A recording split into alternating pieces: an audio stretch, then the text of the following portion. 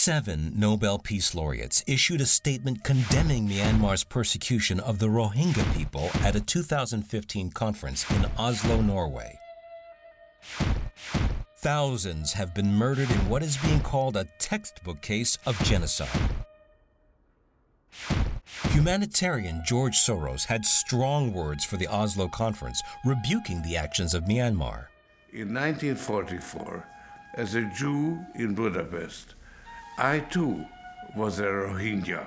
Much like the Jewish ghettos set up by Nazis around Eastern Europe during World War II, Myanmar has become the involuntary home to thousands of families who once had access to healthcare, education, and employment.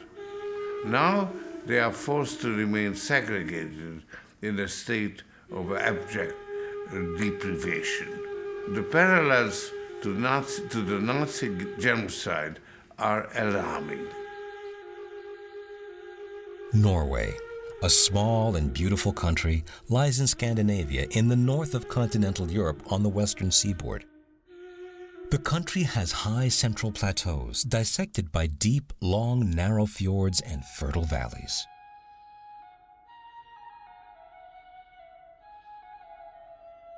An influential player in world politics, Norway is well known for promoting peace and reconciliation and is home to the prestigious Nobel Peace Prize.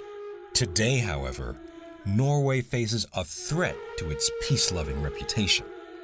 It seems the Norwegian royal family, the government, and its corporations are covering up the genocide of Myanmar's semi-military government led by former military commander President Thein Sein in exchange for billions of dollars in new business deals. This regime has been repeatedly accused of crimes against humanity, including the genocide and ethnic cleansing of its Muslim minority, the Rohingya. President Barack Obama, while supportive of so-called reforms, is critical of the Thein Sein regime. And the Rohingya have been discriminated against, significantly. That's part of the reason they're fleeing. I think if I were Rohingya, I would want to stay where I was born. I'd want to stay in the land where my parents had lived, but I'd want to make sure that my government was protecting me and that people were treating me fairly. That's what I'd want.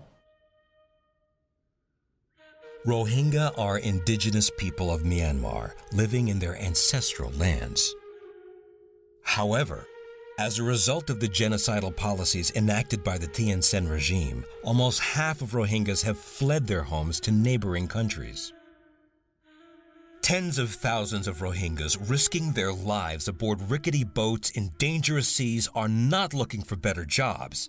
They are fleeing genocide. Deep in the jungle, authorities say they've uncovered a mass grave at a suspected camp for human trafficking.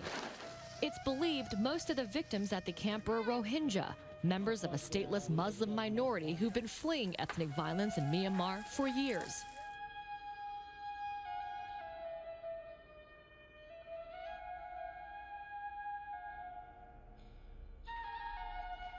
Norway became the first Western country to fully normalize relations with Myanmar. Norway even lobbied the international community to resume business as usual with Myanmar's genocidal leaders. In fact, the Norwegian Nobel Committee even shortlisted Myanmar President Thein Sein for the Peace Prize in 2013. Surprisingly, this endorsement came after Thein Sein asked the United Nations for help expelling Rohingyas from Myanmar. Those left behind would be herded into apartheid ghettos the New York Times calls 21st century concentration camps. Despite repeated pleas, Norway refuses to help the persecuted Rohingya people.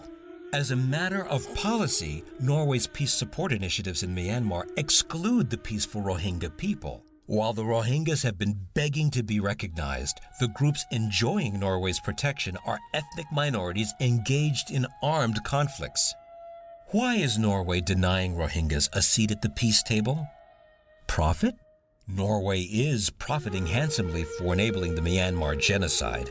Norwegian corporations Statoil and Telenor have been given billions in Myanmar business. Does profit margin justify genocide? For Norway, the answer is yes.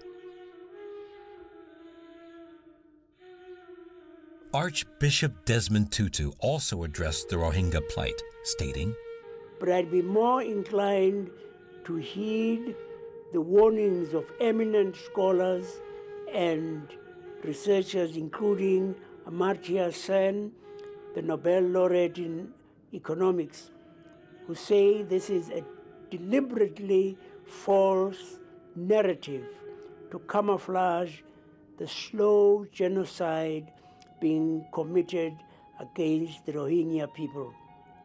In fact, 7 Nobel Peace Laureates call it genocide. What the Rohingyas are facing is a textbook case of genocide in which an entire indigenous community is being systematically wiped out by the Burmese government. Norway must acknowledge Myanmar's actions are neither arbitrary nor accidental. Norway must choose peace over business. Please call and write to your Norwegian ambassador, or if in Norway, call your prime minister. Tell Norway to say no to genocide. Tell Norway to stop profiting from blood money. Tell Norway to protect the Rohingyas.